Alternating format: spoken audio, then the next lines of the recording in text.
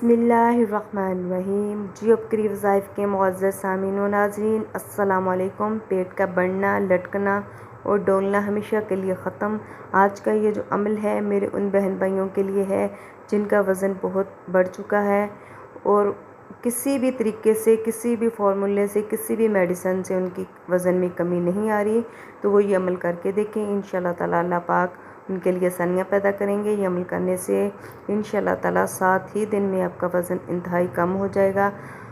आज का ये जो अमल है सूरह फातिहा का अमल है। सूरह फातिहा जो है आपने 41 दफ़ा पढ़नी है और ये जो अमल है आपने नमाज फ़जर के बाद करना है। सूरज निकलने से पहले आपने ये जो अमल करना है। सूरह फातिहा आपने 41 दफ़ा पढ़नी है।